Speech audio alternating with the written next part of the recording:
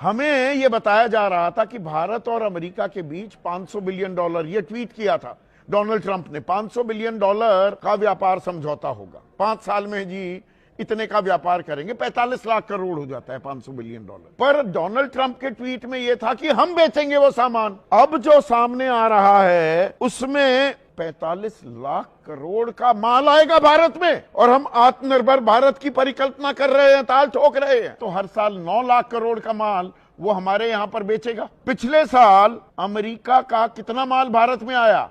3,86,000 करोड़। हमने उन्हें कितना माल बेचा? 7,32,000 करोड़। यानी कि व्यापारिक फायदा था भारत को 3,47,000 करोड़ का। 3,86,000 करोड़ का जो आयात कर रहे थे, अब उसमें 9 लाख और जुड़ जाएगा।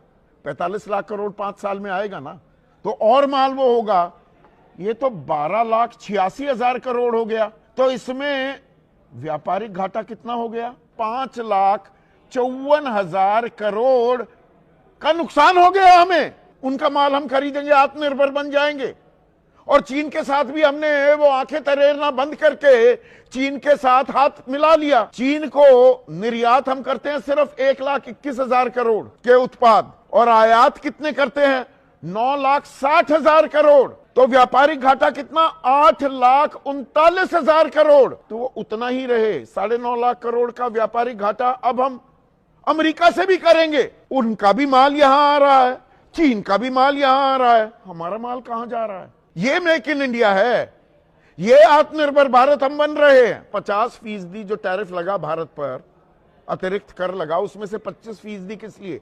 कि जी आप रूस से तेल खरीद रहे हैं, वो वेनेजुएला पर पूरा युद्ध कर दें, तख्ता पलट कर दें, वो लठैत हैं दुनिया के, वो कुछ भी करें, पर हम तेल नहीं खरीद सकते। पिछले 40 महीने जो गए, 1,53,000 करोड़ का विशुद्ध मुनाफा हुआ। मैं सिर्फ मुनाफे की बात कर रहा हूं भारत को, रूस से तेल खरीदने के चलते, और वो भी रुपए में खरीदते हैं, और हमारा सबसे पुराना दोस्त है रूस। अब एक एग्जीक्यूटिव ऑर्डर, ये डोनाल्ड ट्रंप के हस्ताक्षर का ऑर्डर है।